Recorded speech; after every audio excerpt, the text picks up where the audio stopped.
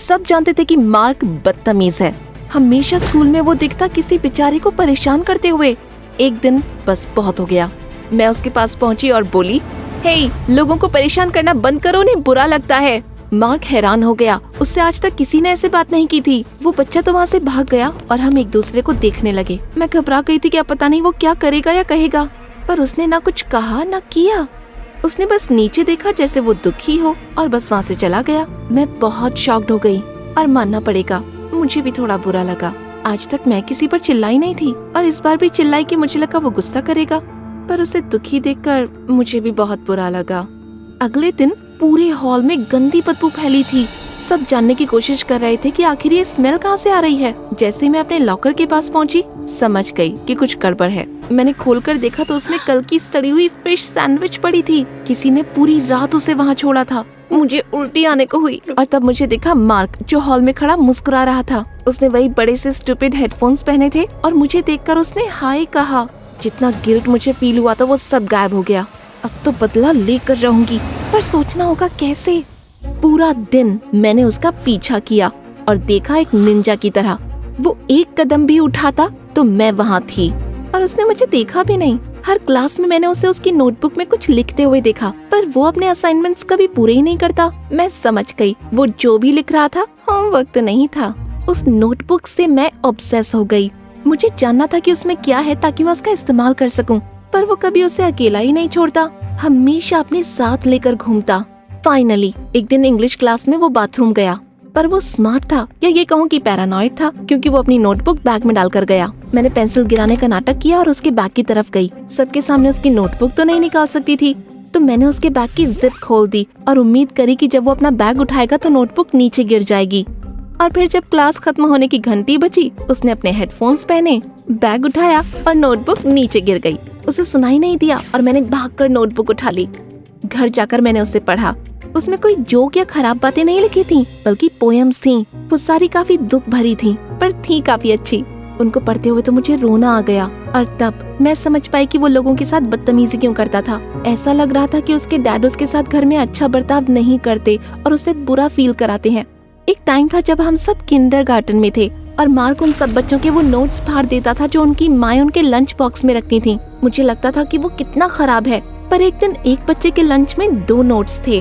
उनमें से एक नोट मार्क के लिए था। शायद उस बच्चे की माँ को ऐसा लगा कि वो ऐसा इसलिए करता है क्योंकि उससे कोई नोट नहीं मिलता। उस दिन के बाद से मार्क ने कोई नोट नहीं फाड़ा। इस बात को तो मैं भूल ही चुकी थी, पर अब उसका जर्नल पढ़ते हुए मुझे याद आया कि वो फॉस्टर केयर में था। मतलब वो जिनके साथ रहता था वो उसके असली माँ बाप नहीं थे और शायद वो उसे चाहते भी नहीं थे। शायद अगर तुम हमेशा कीड़े की तरह फील करो तो दूसरों को बुली करके ही ऐसा महसूस होगा कि तुम्हारी जिंदगी पर तुम्हारा कंट्रोल है। मैंने उसे एक खत लिखा और कहा कि इसमें उसकी कोई गलती नहीं है कि उसे ऐसा लगता है। खत पूरा करके मैंने उसे उसकी नोटबुक में रख दिया। अगले दिन जब मैंने उसे स्कूल में देखा तो उसके लिए मेरे ख्यालात बदल चुके थे। मुझे उसकी आंखों में दुख दिखा और ये भी दिखा कि कोई उसकी तरफ ध्यान नहीं देता। और मानना पड़ेगा मैं थोड़ी सी शर्मा गई जब मुझे एहसास हुआ कि वो काफी क्यूट दिखता है। मैंने नोटबुक निकाली और उसके पास गई। क्या ये मेरी नोटबुक है?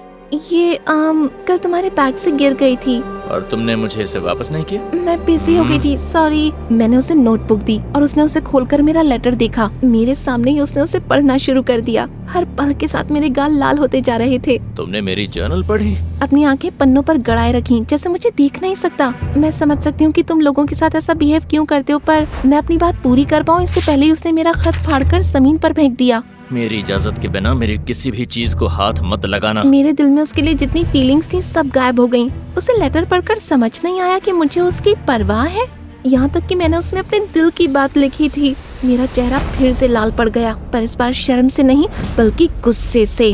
उस रात मैंने अपनी मॉम को सब कुछ बताया। उन्होंने कहा, हाँ नहीं, तुमने कुछ अच्छा करने की कोशिश की, अच्छी बात है, पर किसी की परमिशन के बिना उनकी डायरी नहीं पढ़नी चाहिए। ये उसकी प्राइवेट चीज थी। मैं इकलौती हूँ जो उसे समझती हूँ, बाकी सब उसे इग्नोर करते हैं। मैं समझती हूँ, पर इसका मतलब ये नहीं कि उसे दूसरों से कम प्राइवेसी मिलनी चाहिए, ठीक है? मैं अपने रूम में गई और मैंने पूरी रात उनसे बात नहीं की। वो कैसे नहीं समझ सकती थी मैंने क्या किया है। किसी को मैंने अपना दिल दिया और उसने ठुकरा दिया। मैंने सही काम किया था। मैं बस उसकी मदद करना चाहती थी, बताना चाहती थी कि मैं उसे समझती हूँ। उस रात मैं सो नहीं पा रही थी, बस करवटें बदलती रही, उसकी हरकतों के बारे में सोचती रही। पर अपनी मॉम की बातों पर भी ध्यान दिया। अगर कोई मेरी डायरी पढ़ता तो मुझे कैसा लगता। नींद तो आई नहीं, पर अपने आप को समझाकर मैंने शांत किया ताकि मेरा गुस्सा खत्म हो। और मैं समझ गई कि वो सही थी। कल मैं स्कूल जाऊंगी, उससे माफी मांगूंगी और सारी प्रॉब्लम्स खत्म। उस दिन स्कूल जाते वक्त मैंने सारे रास्ते अपनी स्पीच प्रैक्टिस की। उससे मैं क्या कहूंगी, कैसे कहूंगी। मैं चाहती थी कि वो मुझे समझे कि मैं उसकी कितनी परवाह करती हूँ। पर जब मैं स्कूल पहुंची तो ये देखकर हैरान हो गई कि पूरे स्कूल में मेरे ही पोस्टर्स लगे थे। उसमें मेरी स्कूल फोटो थी और लिखा था कि मैगी एक स्टॉकर है। सब मुझे देख रहे थे। मैं भागकर बाथरूम में गई और रोने लगी। वो मेरे साथ ऐसा कैसे कर सकता है? मेरी ही गलती थी कि मैंने सोचा उसमें अच्छाई है। मन कर रहा था कि मैं भागकर अपने घर चली जाऊं, पर उस दिन एक बड़ा टेस्ट होना था तो हर क्लास में मुझे बैठना पड़ा। सारे बच्चे मेरे ही बारे में बात कर रहे थे। हर क्लास के साथ मेरा गुस्सा बढ़ता ही जा रहा था। आखिरी क्लास का इंतजार कर रही थी ताकि फाइनली मैं उससे मिलूं और उस गधे का सामना करने के लिए तैयार थी मैं। जब फाइनली उसे देखा तो वो मुस्कुरा रहा था। मैं तुरंत उसके पास गई और चिल्लाई, कहो कि ये तुमने किया है। मैं ही था वो। कहो कि ये सच नहीं है। ये सच है। तुमने मेरी जर्नल पढ़ी है ना? मुझे इतना गुस्सा आ रहा था कि मन कर रहा था जोर से चीखूं। टीचर हम दोनों के पास आई और मुझे डिटेंशन मिली चीखने के लिए और उसे डिटेंशन मिली प्रैंक करने के लिए। जब हम दोनों डिटेंशन में थे तो मैं कभी खिड़की को देखती तो कभी छत को। कहीं भी देख लूंगी, बस एक दूसरे को ना देखना पड़े। एंड ऑफ कोर्स वो सीटी बजाने लगा। बहुत कोशिश करनी पड़ी अपनी चीख रोकने की। फिर टीचर कॉफी लेने गई और हम दोनों अकेले रह गए। सब इतना ऑकवर्ड था ना। कुछ देर बाद उसने अपनी नोटबुक निकाली और कुछ बड़े ध्यान से पढ़ने लगा। वैसे मानना पड़ेगा कि मैं क्यूरियस तो थी। और फिर वो उसमें कुछ लिखने लगा। मुझे इतना गुस्सा आ रहा था कि मुझे उसकी परवाह क्यों है, पर थी। मुझे जानना था वो क्या लिख रहा है। मैं चाहे उससे कितना भी चिढ़ लूं, पर उसकी पोएम्स मुझे अच्छी लगी थी। फिर उसका प्रैंक याद करके मैंने उसे इग्नोर किया। वो कितना मीन था, वो ऐसा कैसे कर सकता था? क्या तुमने वो लेटर अपने दिल से लिखा था? यकीन नहीं हो रहा था वो मुझसे बात कर रहा था। हाँ बिल्कुल, पर तुम्हें कैसे याद है? तुमने तो उसे फेंक दिया था ना। मैंने सारे पोस्टर्स लगाने के बाद उसे जाकर ट्रैश कैन में से निकाल लिया। अपने जर्नल से उसने एक पेपर निकाला। वो मेरा लेटर था। मुझे किसी ने वैसे नहीं देखा जैसे तुमने देखा। फिर घंटी बजी और फाइनली डिटेंशन खत्म हुआ। वो दरवाजे की तरफ जाने लगा और मैंने कहा, तुम्हारा जर्नल पढ़ने के लिए माफी चाहती हूँ, पर मुझे तुम्हारी पोएम्स अच्छी लगी। वो मुड़ा और मेरी आंखों में देखकर बोला, क्या तुम कल मेरे घर आना चाहोगे? हैरानी के मारे मैं एक सेकंड को चुप हो गई और फिर मैंने उससे कहा हाँ। उसने जर्नल से एक पेज फाड़कर मुझे दिया। उसमें उसका पता और मेरे लिए एक नोट था। उसके जाने के बाद मैंने उसे पढ़ा। उसमें लिखा था, ये खत उस लड़की के लिए जिसने मेरे अंदर झांकने की कोशिश की। आमतौर पर लोग मुझे सिर्फ बाहर से देखते हैं या मेरी हरकतों को, पर जब तुमने देखा तो तुम्हें कुछ और भी दिखा। उनके लिए मैं सिर्फ एक टूटा हुआ कांच ही हूँ, लेकिन तुम्हारे लिए पानी जो जरूरी है, जिसमें जिंदगी है, मुझ में किसी ने नहीं देखा, इसलिए मैं डर गया था। तुम्हारा शुक्रिया, मुझे माफ करना। वो मुझे फिर पसंद आने लगा। अगला दिन सैटरडे था। मैं उसके घर गई और मुझे अंदर से कुछ चिल्लाने की आवाजें आईं। घर छोटा था और उसका गार्डन थोड़ा गंदा था। मैंने दरवाजे पर नॉक किया तो मार्क एक गिटार लेकर निकला। उसकी आंख के पास एक चोट थी। वो मेरी बगल से निकलकर सामने जंगलों की तरफ चला गया। तुम आ रही हो? उसके पीछे पीछे मैं एक तालाब के किनारे गई जो मैंने कभी देखा भी नहीं था। वो बैठा और मैं उसके बगल में बैठ गई। पता नहीं वो क्या सोच रहा था। तुमने कहा तुम्हें मेरी पोएम्स पसंद आई। हाँ। वो पोएम्स नहीं है, वो गाने हैं। ओह, क्या एक सुन सकती हूँ? मैंने आज से पहले कभी किसी के लिए नहीं गाया। तुम कभी खुलकर नहीं बोलते, इसलिए लोग तुम पर ध्यान नहीं देते। वो थोड़ा हिचकिचाया। फिर उसने अपना गिटार बजाकर एक गाना गाया। गाने में उसका दुख, उसका दर्द था और ये भी कि वो एक मॉन्स्टर जैसा फील करता है जब वो लोगों को दुख देकर खुद अच्छा फील करता है। गाना खत्म करके उसने अपने आंसू पोंछे और कहा कि उसे जाना होगा वरना उसके फॉस्टर डैड गुस्सा करेंगे। तालाब के पास बैठकर मैंने सूरज को डूबते हुए देखा और ये एहसास किया कि मुझे उससे प्यार हो गया है। जब मैं घर पहुंची तो मेरी मॉम ने मुझे वो बताया जो सब बिगाड़ देगा। अभी तो चीजें अच्छी होना शुरू हुई थीं। हम शहर छोड़कर जा रहे थे। उन्होंने कहा कि उन्हें दुख है पर और कोई चॉइस ही नहीं थी। जब मैंने उसे स्कूल में देखा तो वो मुझे देखकर मुस्कुराया और मेरा दिल पिघलने लगा और मेरी मुस्कान जल्द गायब हो गई। वो समझ गया कुछ गड़बड़ है। वो मेरे पास आकर बोला, क्या तुम ठीक हो? मुझे जाना होगा। उसकी आंखों से चमक तुरंत गायब हो गई। उसे वाकई बुरा लग रहा था। तुम क्या सोच रहे हो?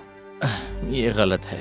कोई बात नहीं, बताओ ना। सिर्फ तुम ही हो जो मुझे देखती हो। अभी के लिए सही होगा, पर हमेशा ऐसा नहीं रहेगा। तुम्हारे गाने वाकई बहुत अच्छे हैं। मैं लोगों से बात करने में शर्माता हूँ, किसी का दर्द नहीं समझता। बिल्कुल आता है, हम सब परेशान होते हैं, और बुली भी, और तुम भी। उसने मेरी बात पर ध्यान दिया, फिर उसके चेहरे पर एक मुस्कान आई और उसने मेरी तरफ देखा।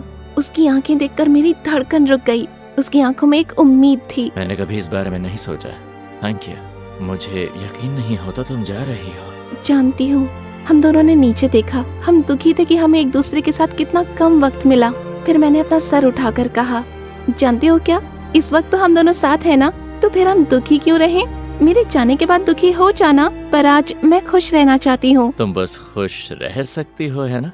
हाँ, क्यों नहीं। तुम यहाँ हो, मैं यहाँ हूँ, और पूरा दिन पड़ा है गप्पे मारने के लिए। उसने इस बारे में सोचा और मुस्कुराया, फिर मेरी तरफ देखकर कहा, तुम क्या करना चाहती हो? बिना कुछ सोचे मैंने आगे बढ़कर उसे किस किया। उसके गाल लाल हो गए थे और फिर हम दोनों हंसे। हम बोबा टी पीने गए, थोड़ा रामेन खाया और फिर कैरियोके गाने भी गए। इतना मजा मुझे कभी नहीं आया था। मुझे चिंता थी कि ये सिर्फ एक दिन के लिए है, पर फिर मैंने सारी चिंताओं को इग्नोर करके इस पल को एंजॉय किया। उस रात हमें गुड बाय कहना पड़ा। ये मेरी जिंदगी का सबसे मुश्किल वक्त था। उसने मुझे घर छोड़ा और जाने से पहले मुझे किस किया। फिर जाने से पहले उसने मुझसे कहा, चाहे हम दोनों आगे कभी न मिले, याद रखना कि तुम हमेशा मेरे साथ रहोगी। मैं म्यूजिक से लोगों की मदद करूंगा। मैंने उसे जाते हुए देखा। मैं इस पल को हमेशा याद रखना चाहती थी। जब जाने का समय आया, हमने ट्रक में सामान भरा और चले गए। पर मैं उसे सड़क किनारे देखकर हैरान रह गई। वो सड़क किनारे उस लड़के से बात कर रहा था जिसको उसने बुली किया था, पर इस बार वो दोनों मुस्कुरा रहे थे। वो माफी मांग रहा था और दोस्त बना रहा था। तब मैं समझ गई कि सब ठीक हो जाएगा। रही मेरी बात, तो मैं नई जगह जा रही थी। हाँ, थोड़ा डर था और दुख भी, पर ये बहुत एक्साइटिंग भी था। किससे मिलूंगी और वहाँ क्या करूंगी? मैंने हर दिन एंजॉय करने का फैसला किया और खुद से वादा किया, चाहे लाइफ में कुछ भी हो, अच्छा या बुरा, मैं हर पल को एंजॉय करूंगी।